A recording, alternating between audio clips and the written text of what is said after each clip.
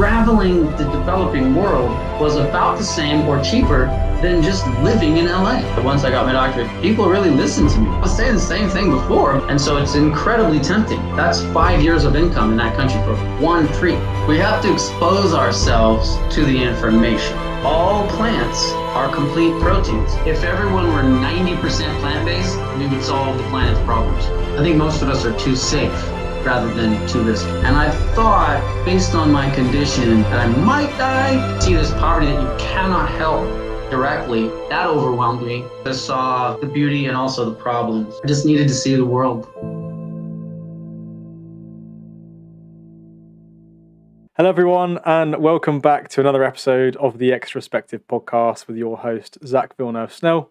Today I am very kindly joined by Greg Schwartz, who is a former professional athlete, professor of geography, speaker and environmental consultant, recently appointed research associate at the University of Oxford.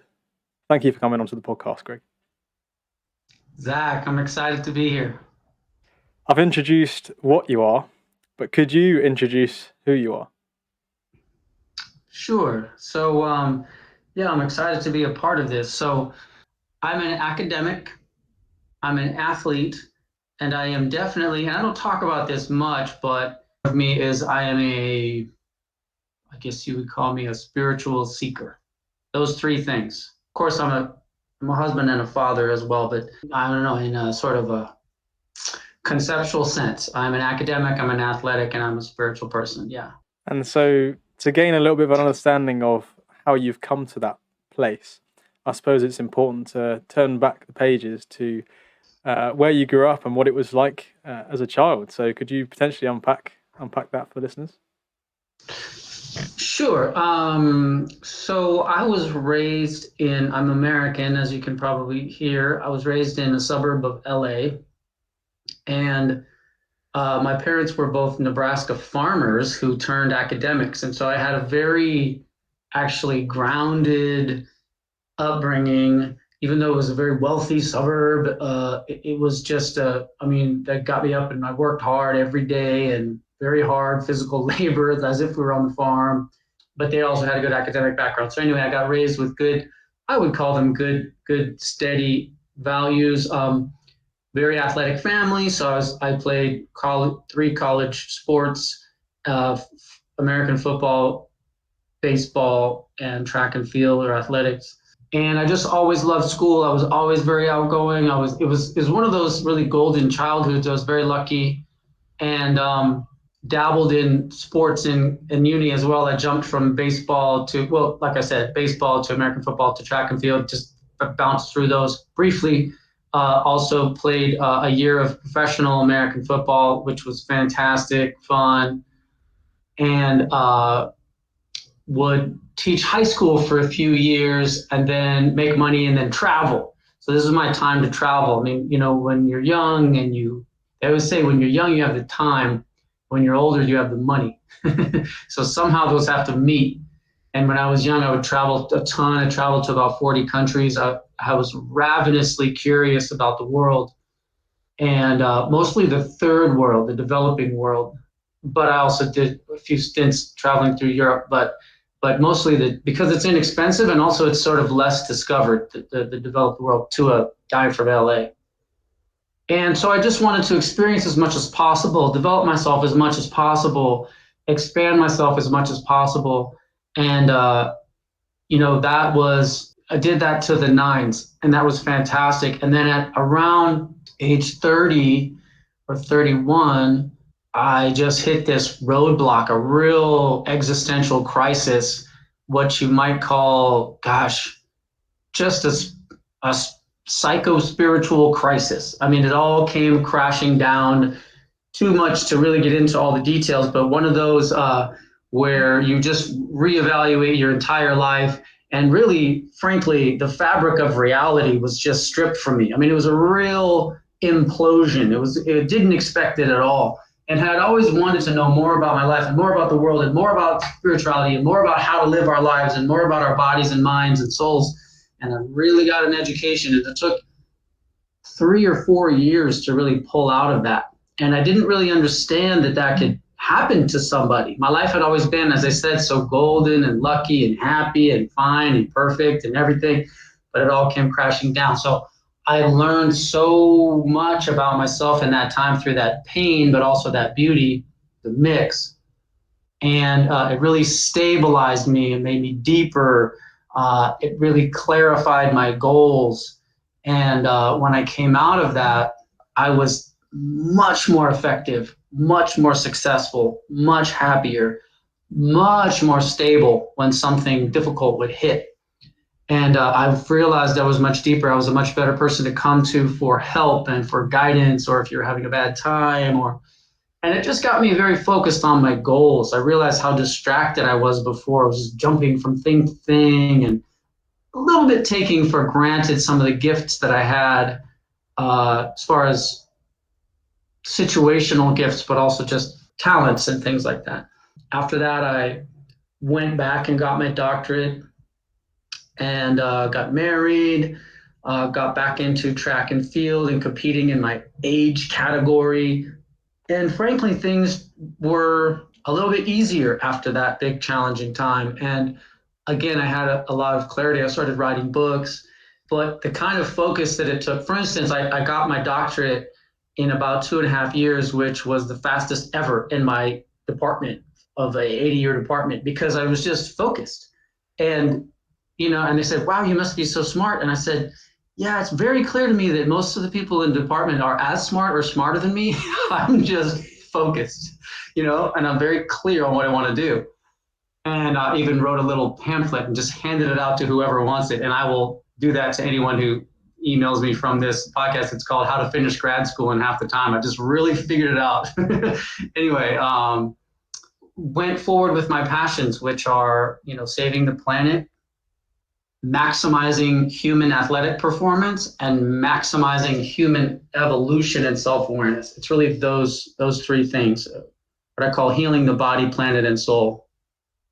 It's really interesting to hear the beginning of your journey as well, because it makes so much sense sort of tracing it back to living on a farm and being exposed to what it's like. I suppose you would have been eating organic and having to work for a lot of your food, experiencing that whole appreciation for the earth, as opposed to what lots of us grow up in now, which is everything is insulated and protected, and we're buying things from supermarkets. And that was one of the things I really loved about your TEDx. I realise I haven't mentioned it. That's where we came across each other when you did a TEDx talk at the event I very proudly hosted earlier on this year.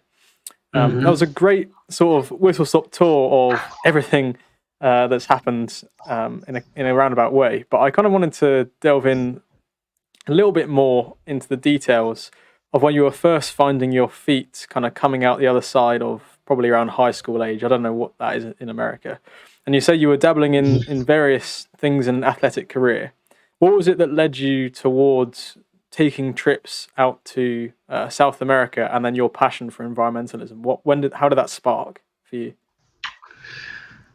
It's a great question.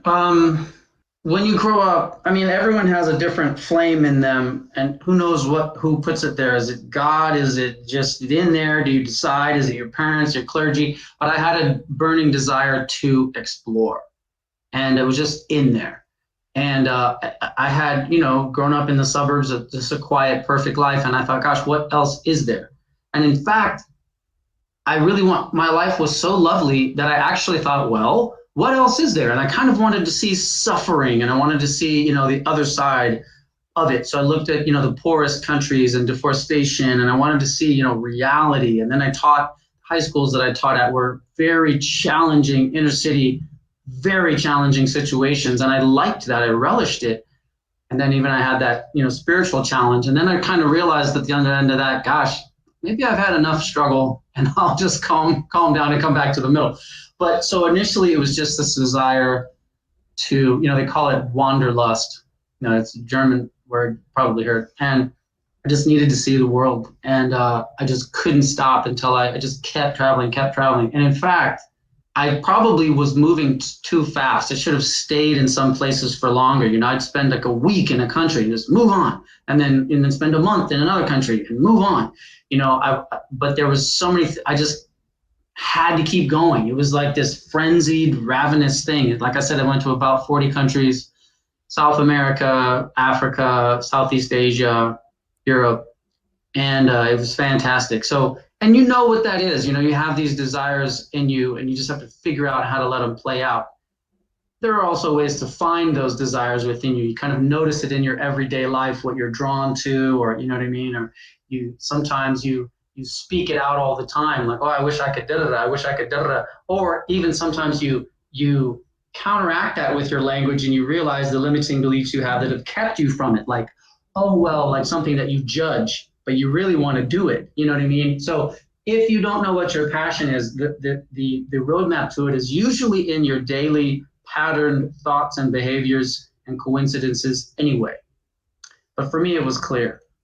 What was it that took you out there? Was it work, or was it purely that you'd worked and saved up, and therefore you had the funds to go out there? Because I'm just curious about that whole journey. Like 40 countries in such a short period of time is insane. Yeah, I mean, it was multiple trips, of course, but I would go maybe 6 or 8 countries, and then for like 3 or 4 or 5 or 6 months, and then come home. So it was at that point, it was just, well, pleasure travel. I didn't have any work situation. At times, I found work when I was there, but it wasn't like now where I might go somewhere to give a talk or go somewhere for. No, it wasn't like that. So I would teach high school, make as much money as I could, save it up, and then I would just take that money and travel for as long as I could. And then I would come back, teach a little more, or I was doing some like fashion modeling and stuff or fit modeling, and it just paid the bills. And then I did massage for 7 years. One of the things I did in Thailand was I got trained to be a Thai massage therapist. And then I came back to the US, got certified and everything. I did that for 7 years. So that would also help me kind of come in and out and made really a lot of money doing that. So you just have to find income and then have a job where you can leave. I mean, it's so suffocating to have, like in the US, a standard job has 2 weeks off a year. I mean, that's crazy. I mean, in Europe, it's usually 4 weeks or 6 weeks or 8 weeks off. So you can't, I mean, that won't do. Then you can't travel and you can't be human. So, I mean, a lot of people have to do that, and it's unfortunate. So I just found the money, found the time whenever I could, and then when I ran out, I would come home. The thing is, traveling the developing world, I've found, was about the same or cheaper than just living in LA. you know, because you think about rent and all that. I mean, my budget, I still remember and it's not that much different now if you travel. It was about $20 a day for travel, lodging, and food. $20 a day. So that's $600 a month. I mean, that is not a lot. And also a trick, I have a lot of travel tricks to be cheaper, but you go overland, don't fly, take buses and trains. They are dirt cheap. It's also much easier to cross a border over land than to fly in. They have a really well developed, customs agency. And I will just say for pacing, when you're young, there's this great Instagram guy, Gary Vaynerchuk. I don't know if you've heard of him, but Yeah. Gary V. He's really actually really wise, and he says, and he's right. When you're young, it's the time to take risks and experiment and do what you have to do. And so, because later on you're going to be structured and you're going to be in a career and you're probably going to have a mate and maybe some kids. And then you've got a real structure. And then you have, basically, if you want to travel and have fun, you need a lot of money. When you're young, it is absolutely dirt cheap. So even though there's this pressure, like, gotta go to college and you gotta finish. I dropped out of college for one semester at UC Berkeley to go to lived in Vienna for a semester and just got a job. It wasn't through school. I just dropped out, got a job, and lived there for 6 months, and then came back and finished up fine. And then when I finished up, I took a little time off and traveled. And then I got a job for a year and then took time off and traveled. And it looked a little sloppy at the time. A lot of my friends were going straight through. But now I'm very happy. And travel is one of those things that it's one of those gifts that keeps on giving. You buy a car and eventually the car is gone or worn out, but the travel stories never end. So And that ties perfectly through to one of the questions I wanted to ask, and it's how you opened the TED Talks. You spoke about there was a time when you were flying over Bolivia and the engine blew up, and then you crashed or something like that. Could you maybe, in a bit more detail, explain what happened there and what you learned? Sure. Yeah, I was flying, never forget, Lloyd Aerolínea Boliviana. That was the airline from Rio. And we landed in Cochabamba, Bolivia in the middle of the night and then took off from Cochabamba and we were flying to Lima. And on that leg of the journey, in the middle of the night, we were over the Bolivian highlands and we had just taken off about 20 minutes in. And I was just looking over the wing and I saw the engine explode and burst into flames, which is not a good sight. And then immediately you could feel the lack of thrust and we just fell. We just fell. And, your stomach and the oxygen masks came down, which I've never actually seen before except in movies because we were losing cabin pressure and there wasn't enough oxygen. And it was terrifying. Everybody was screaming. And, that's one of those things. I remember thinking, flashing in my head, I thought, gosh, I'm out here alone. And I was thinking, this is how people die. Their plane goes down and they die. It's not. And I thought, oh my God. But, the captain was yelling all these things. But basically, the captain did an amazing job. And, one engine does give you a good amount of thrust. And he said, we're going to look for an airstrip nearby or any kind of flat ground. But I looked down and I saw the lights of the little village just shooting up towards us. And I thought, oh my God. But he found a flat, like old airstrip, an actual airstrip. And it was a very bumpy landing, but he landed the plane. So we were actually okay. I mean, it was, I guess, technically a crash landing because we blew the engine and we were plunging towards the earth. but we did not crash because I probably would have died. And so I was incredibly grateful. But yeah, it really makes you think about things. And the crazy thing is, I had the opposite effect you might expect. I feel much safer on planes now because I thought, even if the engine blows, I'll be fine, because you always think, oh, what could go wrong? The worst thing went wrong and we were still okay. And that was in the middle of the night in mountains and everything was okay. But it was terrifying. And then we actually got off the plane and they said, we're going to try to fix it and get back on because we don't have another plane. And I thought that's not going to happen. That didn't end up happening. We waited for another plane, but anyway. Yeah, fantastic. I think before we sort of move through more into your teaching and then into when you did a PhD, are there any particular other stories or lessons from your time traveling that really stand out and you've taken with you and sort of integrated into part of your personality now? Gosh, so many.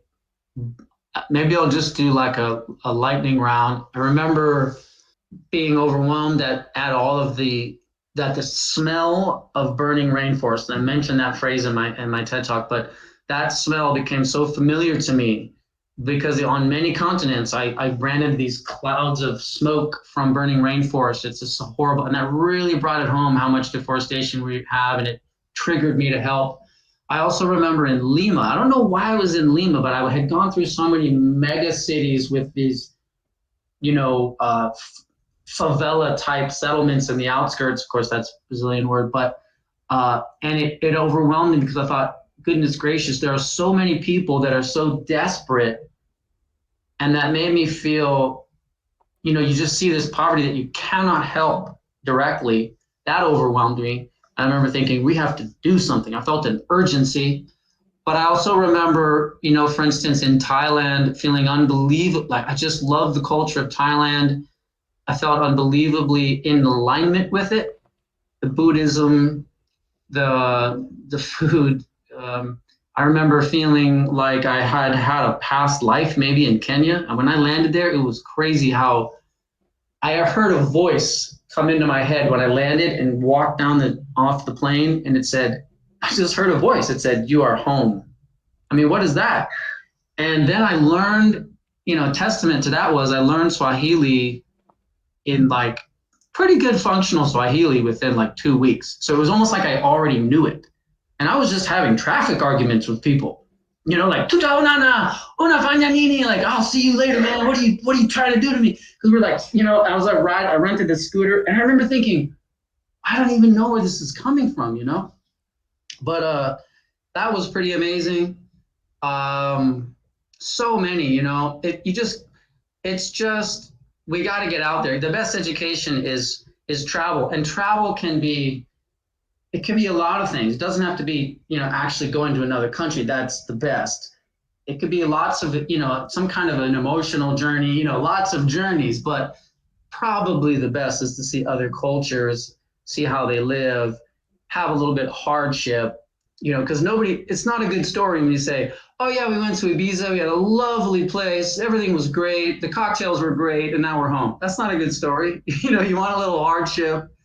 And so, you got to take a train across Central Africa. That'll be a journey, trust me. Yeah, and I suppose with those sorts of things, it's always a case of the likelihood of you dying. I know you came close, but it's so small that even if you go through really unpredictable, challenging things, you probably won't die, and you'll have a story to tell, and obviously you'll learn so much about not only yourself but all the people around you and the culture as well along the way. So I think there's some fantastic nuggets here. And I will just say that I would not see, these were all of the things. Usually when I came close to dying, and there were several times, I did not choose to put myself in harm's way. But a few times I did, like election riots or swimming with sharks. That's in my Oxford talk. Maybe you haven't seen that yet. But it's funny because now that I have kids, and really now that I gain more self-awareness, I realize, gosh, I took I shouldn't have put myself purposefully in harm's way, to that extreme. But it still is in my mindset, even with my kids, that you have to risk a bit in life. You have to risk a bit, you don't push it too far, and you have to so for instance, a good risk to me is doing some extreme hiking event where you don't know if you're going to be able to have enough food and water, and that's kind of a cool risk to me. Overdosing on drugs and seeing what that's going to do, to me, that's not a cool risk. Some people like that kind of stuff, but to me, that's not a good risk. I like risk where you're pushing yourself, or I don't know if I can do this. I mean, that's a whole other talk. I just realized I don't want to get people out there and risking their lives, but but I still will come back to the point that yes, you have to push it a bit, you have to stretch yourself a bit. We have very routinized lives, probably especially in the Western world, and we do have to stretch it a bit. But yeah, I got food poisoning in Uganda, and I love Uganda. Nothing against Uganda, I just got food poisoning from this. And I thought, based on my condition, that I might die. So I wrote all of these goodbye letters to friends. I put it in my bag in case they found me. I mean, and then I made it out. But anyway, some risk is good. You appreciate your life. You understand where you stand. I definitely concur. From the small times I've taken risks in my own context, and that encourages myself and also hopefully the listeners to push the boundaries slightly within reason, of course. And you end up getting stronger, of course, stronger, smarter, and then you survive better in the future. So I think most of us are too safe rather than too risky.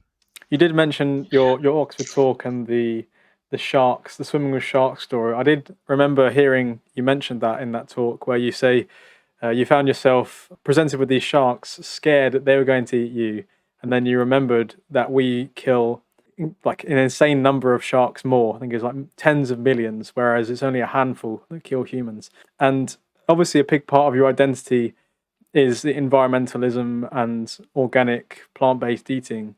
Can you maybe unpack where you sort of first came across plant-based living in particular? I know you said you grew up kind of eating organic and all the rest of it, but yeah.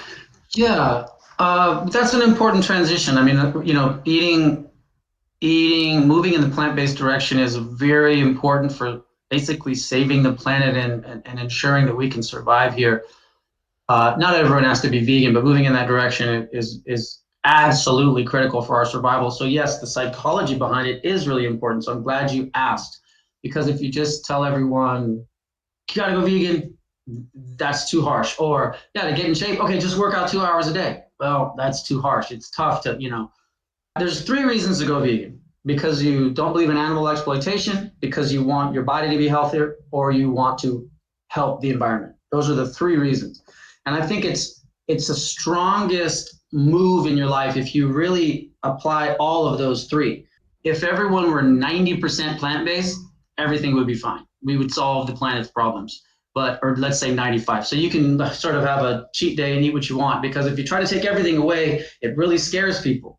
But if we can just eat largely plant-based, we'll be okay. I got into it first because it made my body feel good. This is I'm 50 right now. In my 30s, my body felt better. I was always a very competitive athlete, and I didn't even know what veganism was. I just noticed that felt better when I ate mostly plants. And I still ate some cheese and even a little fish once in a while. So first it was for my body, and then I studied environmentalism, geography, political ecology, it was called, for my doctorate. And the more and more you study that, you cannot just ignore the elephant in the room, which is, wow, eating meat is without a doubt the worst thing for the planet on planet Earth when you include everything, land use and effluence. And so I thought, gosh, I cannot teach about this and write about this. I have to walk the walk, walk the talk. And so that nudged me a little further. And so in 2015, I went full vegan right after my doctorate when I started teaching. And I could just tell it was something I needed to do and I wanted to do. It was a spiritual choice. It was also a physical choice, and it was a moral choice. It just all kind of came together. And then I've been vegan ever since. And it really does, though, it takes a while. I mean, I was sort of vegetarian for several years. And so it's hard to go from, just eating beer and pizza and steaks and then just being a vegan and doing yoga every day. It's really hard. We have to, as I'm sure most people listening understand that, and everyone goes on a different journey. Some people going cold turkey and going hard is easier. They just want to just do it, get it out of my mind, is just, only hang out with vegan. But mine was gradual. I think it speaks to the heart change rather than mind change that you mentioned in your talk. Because if someone goes into it with the right motivations, then they're going to be more convicted to stay making those habits and choices, whether it's full vegan or whether it's just making more conscious, ethical decisions as a whole. Yes, I appreciate that you really listened to my talk, because you're bringing up several points from it. I appreciate that, Zach. How was, if I may ask quickly, how was your transition into veganism? My transition was, my friend discovered the Netflix documentary Cowspiracy in 2015. So I guess the same year as you went vegan. And he went vegan overnight. And then he spent 6 months. He spent 6 months, because he was my best mate at the time. He spent 6 months trying to send me what I viewed as vegan propaganda, and I kept ignoring him and saying, no, I'm not listening to you, mate. And eventually I thought, I'll have a look into it. And after many months of looking into it, I couldn't find one argument that couldn't be rebuked. So the logical conclusion was, I have to go vegan now, because I can't live with this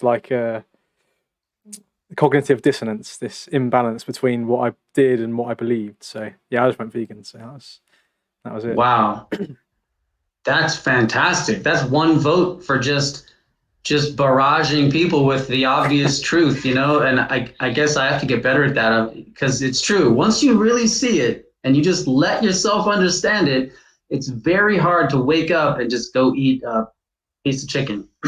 Sure, but it's definitely a heart change, and it's definitely a case of educating and wanting to do it yourself. No one's going to force you to do it. You've got to make the decision to look in the mirror, as it would be the case with any other political or social stance that you take. You've got to fully integrate it into your own belief system, so you actually know why you're doing it.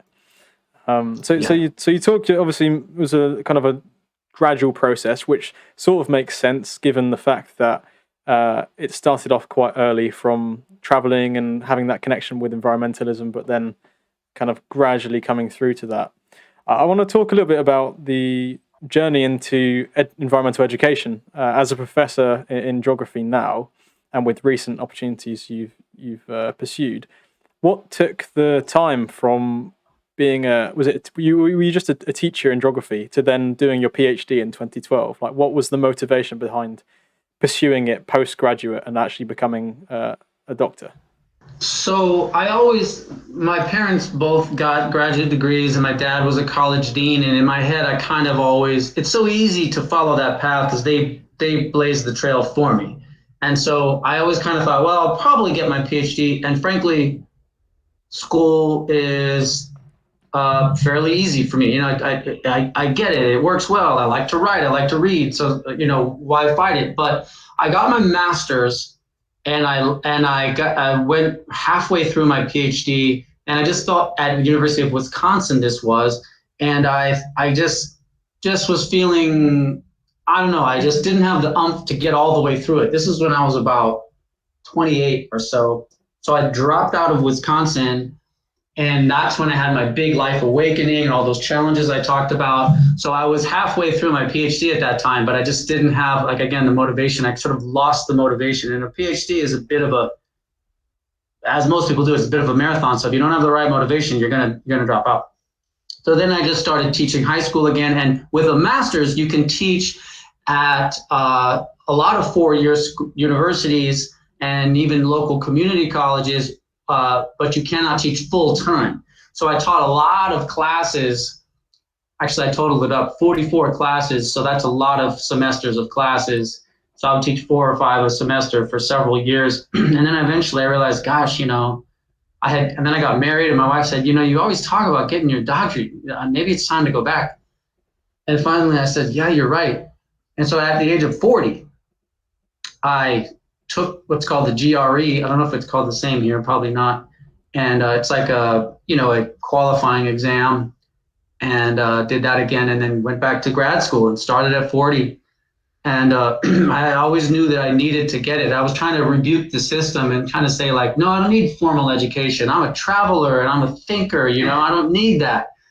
And then I realized, sometimes you got to play by the rules and have your own journeys. You know what I mean? You do it all. And so I went back, and I was just very focused, and I finished fast and didn't mess around. And it was a lovely experience. I mean, I love academia. It's so ironic that I was avoiding it. I love it. I love all that stuff, all that BS. I mean, you're just reading all these books by old dead white men, basically, you know what I mean? And that's one of the problems with it, that they say, like, you have to make it more diverse, and it's getting more diverse. But all these theories and hundreds of books to read, and I just ravenously ripped through them, and it was so fun. It was a lot of work, that's for sure. I mean, it was definitely challenging, but I loved it. It's like a hard workout, and I just love that stuff. And so it opened doors for me. I got that, and in the academic world, of course, if you have a doctorate, then doors open. It's not for everybody, because if you're not going to be in the academic world, I mean, it would certainly never hurt anyone to have a doctorate, but it's a big investment of time if you don't actually need it, because a lot of people who are the most successful people in the world dropped out of school to pursue their true passion. So, like Facebook guy. Zuckerberg, yeah. And a lot of, Charles Lindbergh actually dropped out of the University of Wisconsin like I did, and then he flew around the world and flew across the Atlantic. And so it's not always for everyone. Anyway, but it took me a while, and I came back. I was actually 12 years between my failed PhD and then the one I completed. And, like I say, life can be a little bit messy sometimes, like the years when I was traveling or dropping out of grad school and then going back. It can be a little bit messy, and we can't judge that. I mean, messy is often so beautiful, and it allows you to be yourself and not judge yourself, and stay open to inspiration that is not orthodox or not fed to you by your normal channels. Anyway, then I got a full-time job at a school in California, taught there, still teaching there, now online, and that's been a great base. But really, I've always wanted to, and I am pushing to bigger audiences. I could just feel it in my university classrooms and college classrooms that I'm not reaching enough people. And I am really reaching the people in the room, and it matters a lot to me that I reach them. But doing the TED Talk was very important to me because it reached more people, and doing the Oxford Talk, and I did a talk at Oxford for that. But I want to bring it even bigger. I had a pilot for an environmental TV show in LA that I was the host of, and like I was, really constantly pushing to bring these messages. And then I wrote two books about it, and so I just really have to quench that. I guess that's like I said, there's many kinds of travel. That's my journey now, is to figure out how to take these complex, really important ideas, make them simple and absorbable and really attractive, and spread them as widely as possible. That's my challenge. Fantastic. And I draw a parallel between you wanting to go out and explore all of these different countries because you're so obsessed with knowing what is beyond what you're familiar with. And it's almost the same sense intellectually as well, because you've got your current scope of what you know, but there's just almost an infinite amount of academia and knowledge and wisdom from the people that have come before us. And so it's really interesting to hear how you went headfirst into that and doing the PhD and doing a PhD is potentially on my cards as well. And potentially you might want to do it in something psychological related. What would you say were the biggest takeaways from a psychological perspective about like what you learned about yourself in that process? To be honest, what it felt like was because it felt safe and comfortable, and it's like I was back in the Matrix and I was doing what I was supposed to do. The Matrix can be good as long as you're aware, but because I had wandered and traveled and had these life difficulties and challenges and explored on my own and shucked the system and tried to make it on my own. So being back and just doing my PhD, and everybody loved me then. Like, wow, you're getting your PhD, and oh, that's great, But I knew it was right for me finally. So it really felt, and also it was just nice to be back in school because the arrangement of a campus and of the dorms, and because I was in married student housing, it's so convivial and such a community, and you really don't get that after uni life. And so that was so much fun. That was in Austin, Texas, and what a fun. We're going to spend Christmas there this year because my wife has a singing gig there, and it was just so nice and comfortable to be back in university life, And also I had been teaching, since then, before then, so I still would go every day, but being a student is really fun. So psychologically, it just felt like I was sort of back in the groove of moving forward in my career in a logical way. And that felt great. And just, again, the structure of my everyday life and really challenging my brain again and stretching it. The first year was actually really hard for my brain to adjust to reading and writing that much again, because it had been a good 10 years where I hadn't done much of that. I mean, but not that much. And it was hard. And then once I made the shift, I could just crank out. It's just crazy how efficient you become. Like our qualifying exams is you write a 100-page thing in 12 days. And it has to be, of course, at a very high level, and it's gathering from like 400 books. And they say, okay, write these 4 papers, 25 pages each. Here are your resources, go. And you just go, okay, But if I do that now, no. So it was just comfortable and fun and successful, and I loved it, and it was a ton of work. Before we turn to more recent years and what you've been up to, just out of pure curiosity, and for the listeners, I suppose, what actually was your PhD on? What were you researching? I went to Costa Rica, and I was looking at it's called Payment for Ecosystem Services programs in Costa Rica. They're the first country to have a nationwide system of that. So basically, usually we look at forest and say, oh, let's go cut that down. We can clear it and develop the land and sell the trees, and that's development. But this is the opposite of that. It's, well, standing trees, a standing forest has value. What is the value? Well, it filters water and it absorbs carbon and it does all these things, provides biodiversity. And so the government and private institutions pay the landowners to not cut down their trees. And that has been pretty darn successful. And I was just figuring out, are these programs really working? Does it work? If you pay them, do they not cut it down, and are you getting the results you want? And I had a lot of results. One of the results was you need to give more money to female landowners because they produce better environmental outcomes just naturally and things like that. But it was great. I got to live in the rainforest for 6 months. I mean, in the rainforest, it was amazing. Just some real amazing encounters with wildlife out there, and visited interviewed many remote landowners, really remote. I mean, only reachable by foot or by horse. It was one of the last really undeveloped parts of Central America, just a wild rainforest, a biodiversity hotspot on Earth, jaguars and boas, and it was amazing. So if I've understood correctly, it was basically trying to figure out the assigned economic value of things which don't naturally, you can't really say, oh, that tree's worth £5,000, but it's ensuring the locals get a fair deal and whether the systems are set up correctly. Is that basically what it was? Yeah, I mean, it's all those questions. It's how do we give value to a tree? How do we give value to carbon sequestration? And there's all these attempts to do that because we give value to cutting it down. It's like, well, what is that wood worth? So we have to give value to not cutting it down because frankly, some of those trees, one of them was called a Cristobal tree, another one was called Cocobolo, which is rosewood. You could sell for $40,000 one tree. And so it's incredibly tempting, that's 5 years of income in that country for one tree. And so actually part of my recommendations to the government was let landowners cut down one tree per 5 acres. That's not that many for their own income, because it decreases it makes them want to protect their land. It decreases the, sort of like the desire and motive to abuse the land and to just illegally cut it down. So anyway, there's all these ways, and most of the time we think, well, let's just keep people off the land and then keep it safe and keep it totally. That's this conservation biology approach.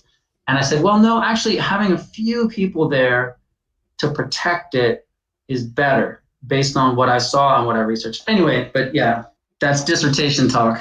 Well, it's really interesting, even if it's just for my personal curiosity. So in recent years then, you did the PhD and then you're able to teach full-time for full-time students as a professor.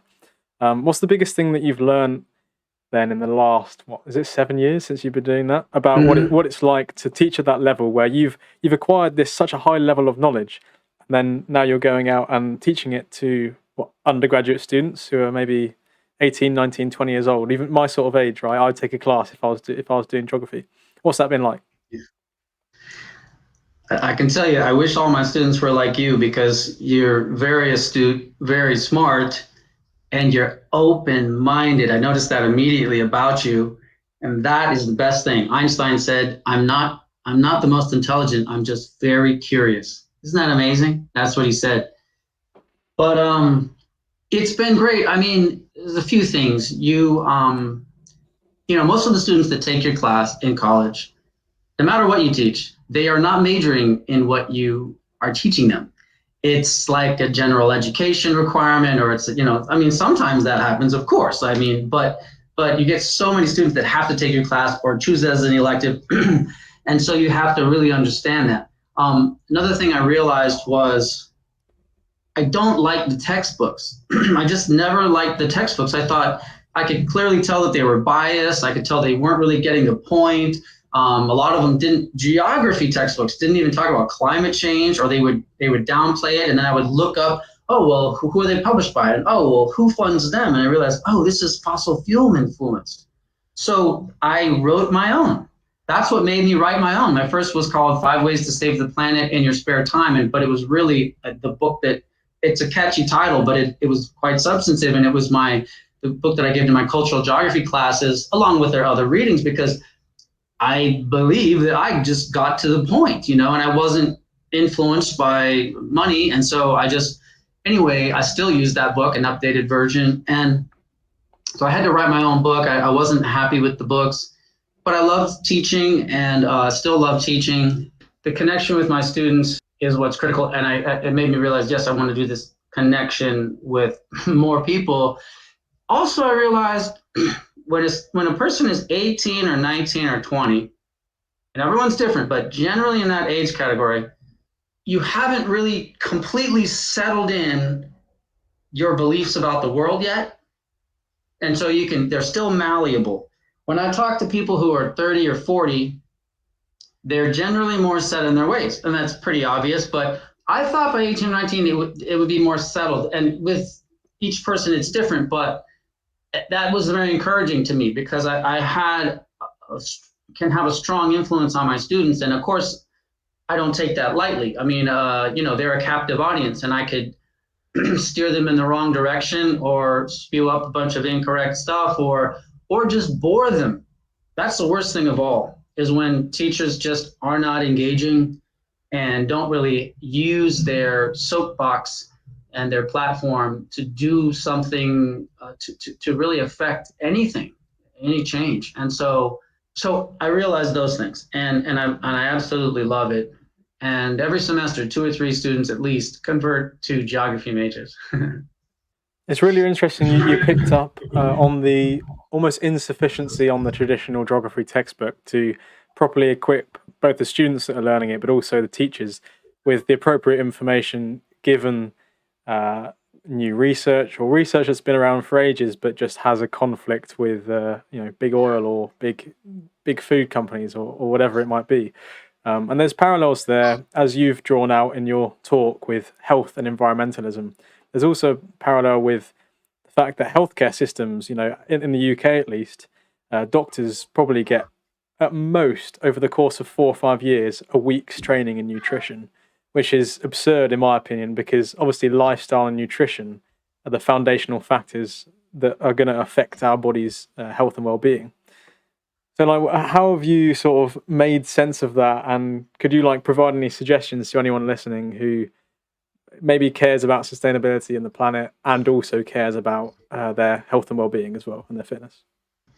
Well, they all go together, and it is absurd that I have a friend here who's a GP, a few, and she said that we just talked about this the other day. She said that they get 0 nutrition training. And that really blows my mind. And so we talk, and I of course respect the unbelievable amount of knowledge that she has medically, but she also is happy to talk to me about nutrition and just some basics, because they got none of that. For instance, there's just so many myths. One of them is that plants are not complete proteins. This is a crazy one, but all plants are complete proteins. And what that means is they all have all 9 essential amino acids. They do. The myth came from, it's a crazy one. Nobody ever talks about it. I didn't even know that. I always thought you had to, pair them up to get complete protein. Yeah, I mean, now, ideally, you will blend them and the myth came from the fact that, some plants most plants do have lower amounts of lysine and methionine, which are 2 of the amino acids, but only about 50% lower. So they have a good amount of it, and they have all 9. It's a complete protein: vegetables, legumes, nuts, seeds, all complete proteins. But yes, it's ideal if you can combine basically legumes with anything else. You get a nice, robust, complete protein. But also, you don't need that in every meal, because your liver can store some of those. And again, even an apple is a complete protein. It just has very low levels of some of the aminos. But technically, all plants are full complete proteins, which is a crazy thing, because that's just hugely to the advantage of the animal product industry to just have a check against plants. Well, it's not a complete protein.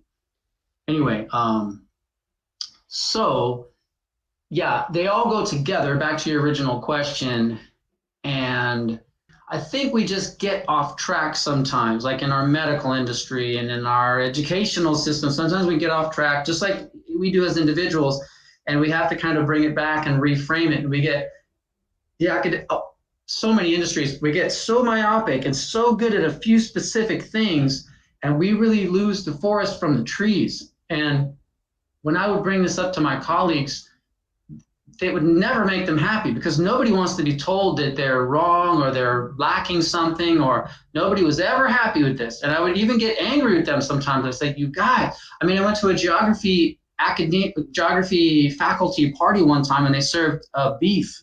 And I said, you guys, this is the number one ecologically harming food, and we're serving it to people that are expert ecologists.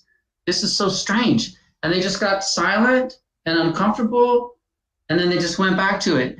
And then they don't like me anymore, because nobody wants to hear that. So anyway, it's a strange cognitive dissonance that they just ignore. Not all of them. Many geographers are quite aware. Some of them are not. So yeah, it's and we have to do that in all of our lives. And there's parts, somebody could easily point out something that I'm forgetting in some other part of my life about racism, about finances, whatever it is. Maybe we have blind spots. But I think when somebody points it out, we have to say, wow, you're right. Let me look into that. So eating right, being healthy, and helping the planet, well, it's back to my TED Talk. They really all overlap quite a bit. And if you do one, you end up doing the other. And that's true in a lot of things in life. If you show yourself love, then you notice you start loving other people better. If you show the planets, treat the planet right, that treats your body better, because, well, I'm not going to spray these pesticides. Well, then you don't have to eat the pesticides, So it creates this upward spiral, and there's also a downward spiral when you make bad decisions, and oversimplifying it a bit, but I do believe that trajectory is true. So, and it comes down to one word, I think, and I hope that most of the time I have this, which is integrity. We have to say, gosh, am I practicing what I'm preaching? Am I living the way I say I want to? Because, for instance, if somebody says, yeah, I eat meat and I understand the system, because so I buy from local farmers and I hunt the meat myself, I say, great, you are cognizant of how you are living. I'm not going to tell somebody else that you're living wrong if you have looked at it, you've examined it, and this is how you choose to live. I just have a problem with people who just blindly go to the store, buy meat, which is the product of this horribly exploitive industry, as you know, and don't even think about it and don't want to know about it. That I have a real problem with. That's very similar to someone in the 1820s in the US buying a shirt made from cotton that was picked by slaves and say, yeah, I don't want to get into that. I just want to live my life and buy my cotton shirt. Well, no, you can't do that. I just don't like when people are oblivious and they want to remain oblivious. That's hard for me, especially when innocent beings are being really tortured. If I could just add one little thing. I saw this video yesterday. I was watching a cooking show, and this woman said, oh yeah, I'm from this certain area of the US and we have all these cooking traditions and it's all about family and love and this and that. And they said, oh, it's just so many generations. And they showed them catching these crabs, and they're all gathered around and they were throwing them into this boiling water to cook them. And I thought that is really a form of psychosis. When you associate love and joy with boiling something alive, why don't you just jump in that pot for 2 seconds and see how much love and joy you feel when you're boiling in water, that, and I know that's a classic, like tree hugging, bleeding heart vegan, but that is a form of psychosis when one part of that experience is horribly tortured and you're just over here having a family outing. And so that kind of dissonance, we have to get out of our system. And I'm going on about that. Sure.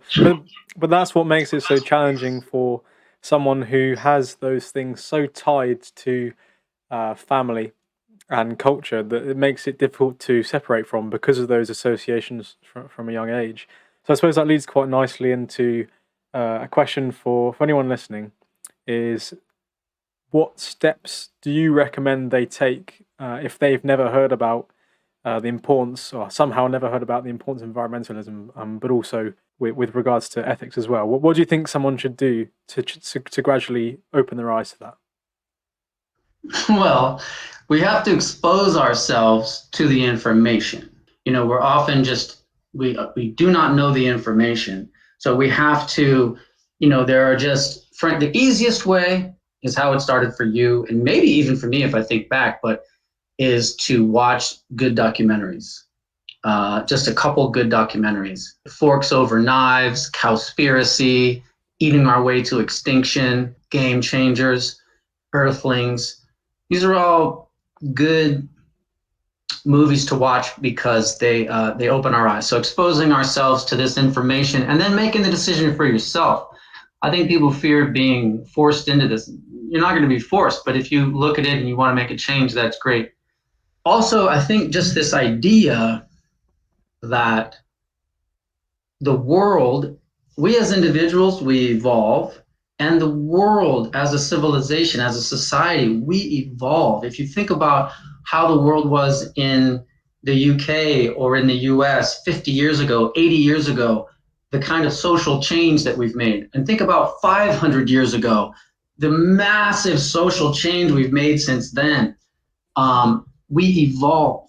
And so to say, well, we've always done it this way, that's not really acceptable. Some things we've done and we should keep them, and they're debatable. And this is debatable as well. But let just open our minds to the ideas that we do evolve, we can evolve.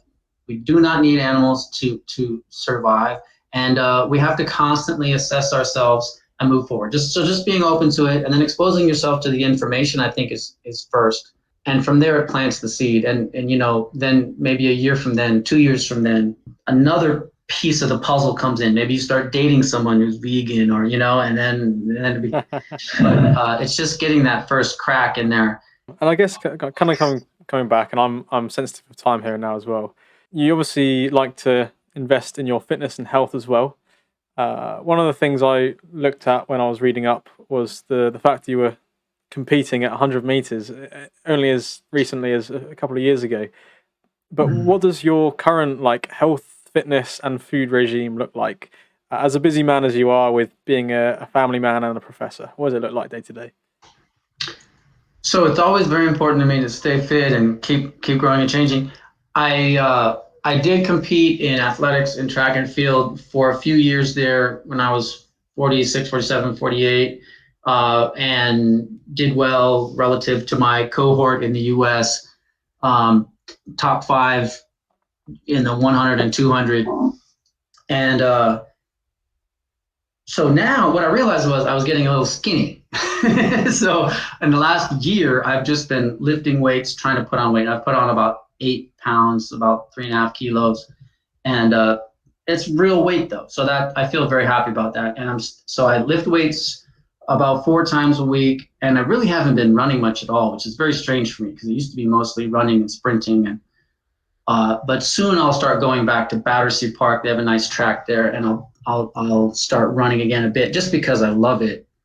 So I mostly lift, and of course I eat vegan, and I cook for myself most of the time. My kids, we're raising them vegetarian. My wife is an omnivore and really has a very high meat diet. So it keeps me kind of honest. Like I realize, okay, not everyone in the world is vegan, and we joke about it all the time, and there's really no tension about it, which is amazing.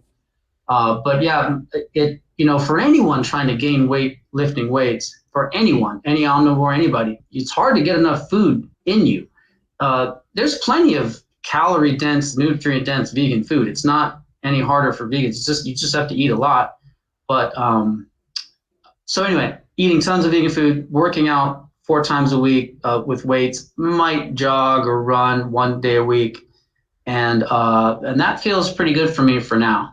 And I do a lot of explosive stuff. I also have an online course called Fit Vegan Challenge where I'm trying to convince people basically, hey, you can be muscular and be vegan. So I have a course and take them through it, and gotten a lot of people to join that 6 weeks. And so, I'm just trying to make veganism look more attractive and realize you don't have to be, I'm just trying to break the mold a bit. And so that's also why I want to be a little bit more muscular, because I want to look like, wow, hey, I want to look like that guy. And what does he do? And then, oh, you're vegan, So rather than just browbeating them with statistics, which are important. Oh no, I absolutely agree as well. I think being a good example is just as important as having all the correct persuasive information as well. Because that's exactly, well, not exactly what I'm trying to do, but I'm trying to go down that route as well of being going to the gym, doing triathlon and stuff, to show that it's more than possible to do that. So I think it's fantastic that you're doing that as an expert as well, having the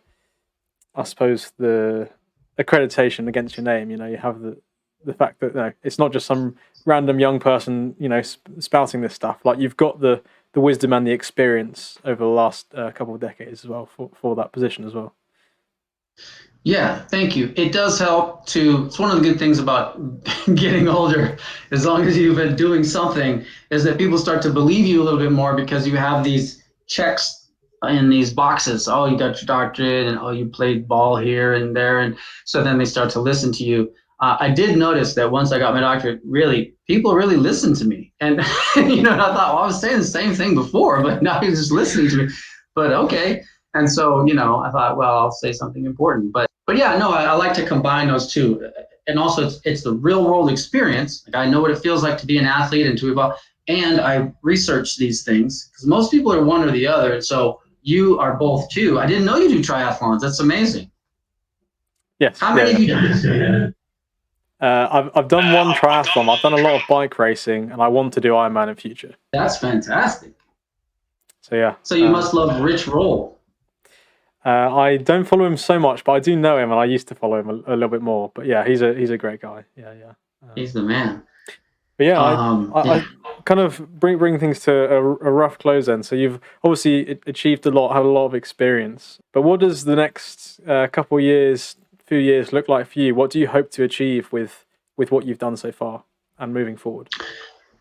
So to be just frank, I am creating I have an online course to help people go vegan and get fit, and I have an online course to help people expand their awareness of themselves, which is called Beyond the Matrix. And so, like I said, those difficult years when I really understood the mind shift and the accessing your subconscious and understanding your patterns of speech and behavior and what those mean, and reinterpreting pain and growing. And so I have two of those courses to reach as many people as possible online, and I'm really, really excited about those. And really beyond that, I've been doing a lot of appearances as an expert on major media, a lot of news shows, and I want to keep going down that road and go back to, like I said, get a TV show about the environment. And my friends always say, "Who's going to watch that?" But that's my job, to make it fun. So, so just again, getting these ideas to as broad of an audience as possible. Fantastic. And where can people find you if they want to follow you or find out more about this work? Yeah, reach out to me if you guys have seen this and you have questions or you want to talk. theplanetdoctor.com. That's my federally registered trademark in the US. theplanetdoctor.com, all spelled out. And or on Facebook, I'm Professor Greg with no spaces. But theplanetdoctor.com, it's all there. I would love to connect with you. Fantastic. Well, thank you very much, Greg, for making the time to speak with us today. Unless there's anything else that you'd like to share, I'll wrap up and thank you very much. No, you're an excellent host. You asked all the right questions, and I think we got through some good substantive concepts. I feel good. Cool. Thank you.